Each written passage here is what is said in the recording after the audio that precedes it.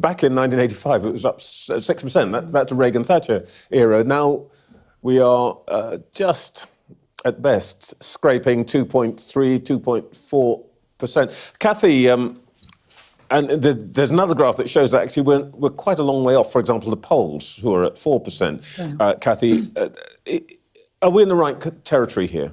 And former Foreign Secretary Sir Malcolm Rifkind. Malcolm Rifkind, we're talking about the quantum, 2.5%. It's also, as Kathy says, what we spend it on and how we spend it with others.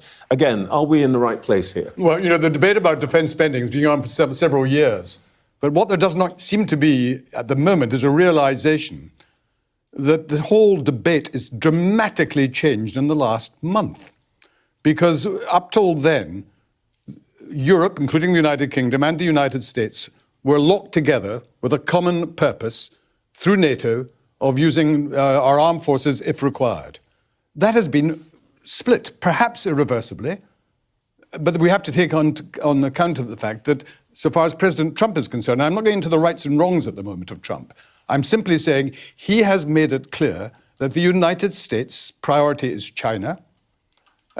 He's saying that at a time when he is creating a relationship or trying to create a relationship with Putin, which if he succeeds, means that the American view of Russia will be totally different, not just to Britain, but to the whole of Europe. And we're having a discussion about 2.2 or 2.5. We're in a different world. You have to remember that at the moment, the Soviet Union has, it's Russia, I'm sorry, it's like the Soviet Union, Russia has over 1.2 million troops fighting in Ukraine. The Ukrainians themselves have about 800,000 troops. The British Army is 75,000 strong. Yeah. And, we have to actually realise that, as in previous times of our history, it's not just a question of this percent or that percent. We're going to have to make a judgment that our national interest and interest which we share with France and Germany is a major rearmament. Otherwise, we are in very, very serious risk. Kathy, let's suppose that the Prime Minister were wise enough to ring you up and say, Sir Malcolm, how should I approach Mr. Trump this week? What's your advice? Well, putting the fantasy aside for one moment of that phone call actually happening, I think that the Prime Minister, so far as I can tell, is proposing to do the right thing. He's proposing, as I understand it, to make it clear, unlike Mr. Trump, the United Kingdom believes that Ukraine must be at the heart of the negotiation and that Ukraine does not deserve, he may not put it in those words, Bridget Phillipson was trying to avoid saying Trump was wrong. Well, frankly, it's absurd whether he was wrong or incorrect or whatever. Who cares about that? So Britain can make a point. But I want to add just something to what Lionel Barber said. He was quite right that our Brexit decision has weakened our influence on a whole range of issues. The one exception is defence and national security, because there, France and Germany recognise that the United Kingdom, the three countries, are, together with Poland and a number of smaller states, are absolutely have to speak as one, and have been doing so, not just on Ukraine, but on basically distancing themselves what Trump is doing, which is weakening NATO. Now, this has crucial implications, not just for conventional weapons, also nuclear weapons.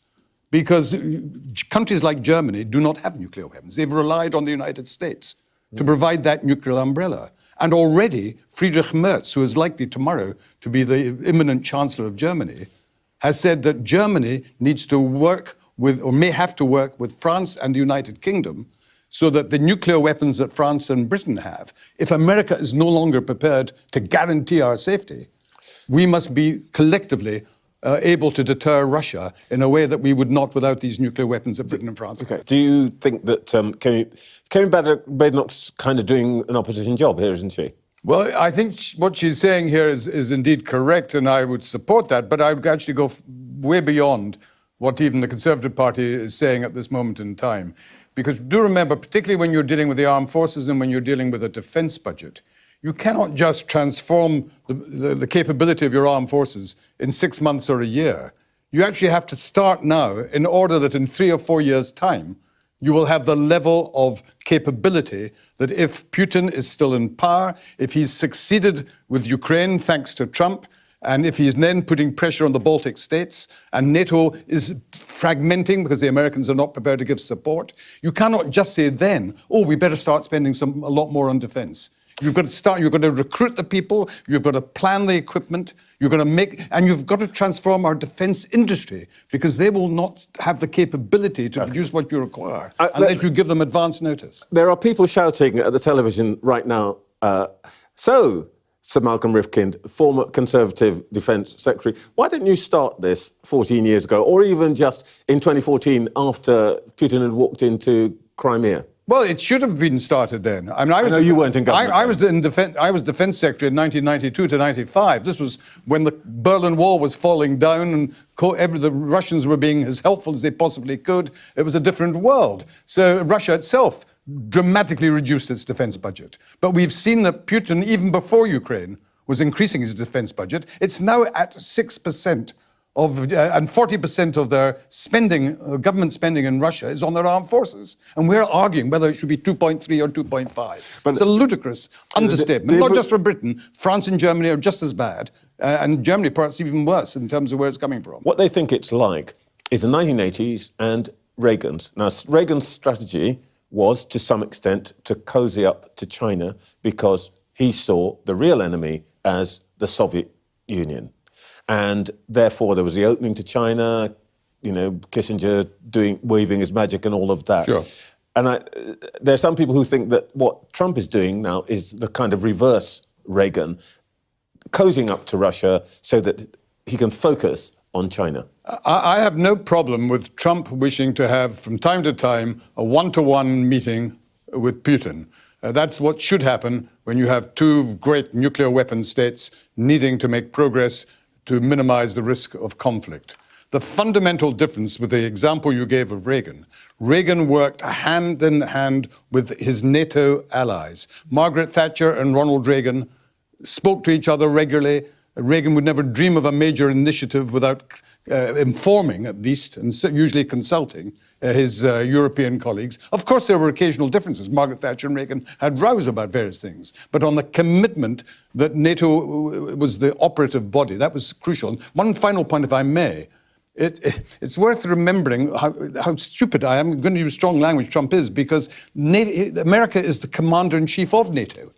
By being the commander-in-chief of NATO, Trump is already commanding the most powerful military force in the world, and he's splitting it up. He's fragmenting it in a way which America will suffer from, as well as the West as a whole. Well, I think what seems certain is that the new Chancellor of Germany will be Friedrich Merz, and that's going to be, in purely terms of his personal character, a big improvement on Olaf Scholz, who was seen as indecisive, not very impressive personality, not a leader, which is what Germany requires now more than ever, and what Europe requires from Germany. So Merz is going to be a very strong candidate, but because of the German PR system, he's going to have to form a coalition. And the coalition won't be with the AfD, it'll be with the Social Democrats or the Greens or some combination of that. Now, the risk is going to be that the AfD, the far right-wing party, will become the main opposition party. Okay. I guess if you ask the Ukrainian in the street, they would probably say Boris Johnson, Malcolm. Now, it's interesting, Mr. Johnson has intervened in the last couple of days in his column in the national newspaper. He says that Donald Trump's stance on who started the war is bonkers, and his description of Zelensky as a dictator is balls. Now, is that the diplomacy that we need? You know, I've never before thought of Boris as a really grand example of an elder statesman. But on this occasion, I pay an unreserved compliment. He's got it spot on, and all credit to him. And I never thought I'd hear myself making a remark of such friendliness towards his role in public life. I think we might want to pause for a few seconds. And I need to write this down. I sort of feel bound, Malcolm, to say that though there's a sort of tenor in Europe and amongst clever people that Trump, bonkers, done the wrong thing, given away his cards and so on and so forth. Actually, in the last month, as you said, things have changed, that actually there is a conversation going on, and that perhaps there is going to be something that stops the killing. What people, the ugly phrase that's being used for Russian tactics is the meat grinder, which essentially means just throwing Russian kids in front of guns. And actually, maybe there's a case for Trump to say that whatever, if that stops, he's succeeded. If that's all it was about, then I would entirely agree with what you have just said. I don't object to or criticize Trump for wishing to bring this war to an end. It is the fact that he's behaving in an utterly reckless way. The country that is most affected by this war is Ukraine.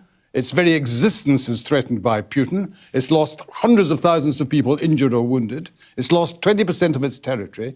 And the idea that it cannot be at the table in the negotiation about its own future as a country is so immoral and so contrary to everything that America has stood for when it says Statue of Liberty and all that type of thing. That's the recklessness that has to be condemned. Well, thank you.